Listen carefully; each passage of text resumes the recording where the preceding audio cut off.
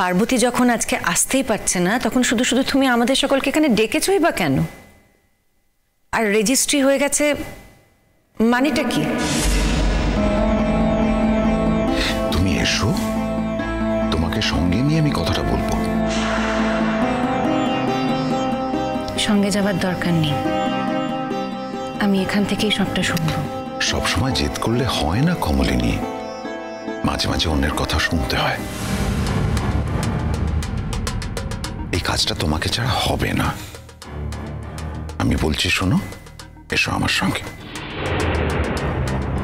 Please. যাও না, ও যখন ডাকছে কিছু একটা বলবে বলেই তো ডাকছে। আরে আমরা তো শুনবো সেসব কথা। কি বলবে আমি সত্যি বুঝতে পারছি না। আমি একটা গল্প বলবো। কিসের গল্প? কি ব্যাপার বলো তো? না এর মধ্যে একটা কোনো রহস্য আছে? কি ব্যাপারটা? আছে তো রহস্য, সেই রহস্যের উন্মোচন এক্ষুনি হয়ে যাবে। এই গল্পটা কাকাবাবু বাদ দিয়ে বাকি সকলের জন্য। তার কারণ কাকাবাবু জানে এই গল্পটা। কি জানার কথা বলছো নতুনদা? এক্ষুনি তো শুনতে পাবে, এক্ষুনি বলবো। এসো প্লিজ, এসো।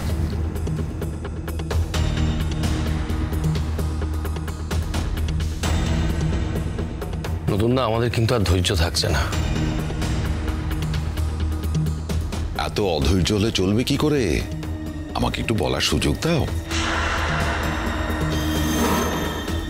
এতদিন তো বলনি, কি এমন নতুন কথা বলবে এখন? পার্বতী কি বাপের বাড়ি গেছে নাকি?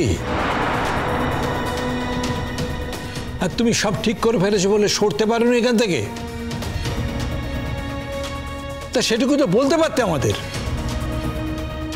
কাকামণি, আপনি তো দেখছি পার্বতীকে নিয়ে বড্ড বেশি মাথা ঘামাচ্ছেন। আমার এই গল্পটা শুনুন, ভালো লাগবে।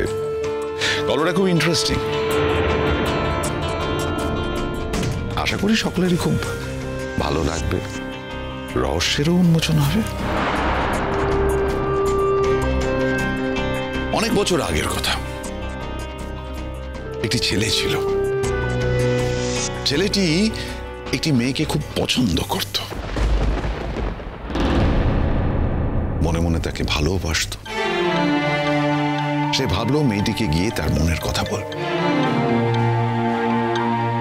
কিন্তু কপালের ফের এই ছেলেটির এক প্রাণের বন্ধু ছিল। সেই প্রাণের বন্ধু এই ছেলেটিকে গিয়ে বলল যে সে ওই মেয়েটিকে ভালোবাসে এবং বিয়ে করতে চায়।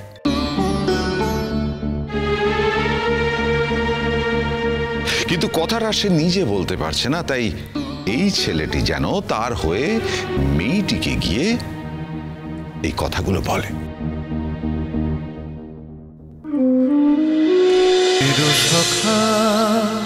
চিরসখা, সোম থেকে রবি প্রতিদিন রাত ৯টায় স্টার জলসায় ও জিও হটস্টারে।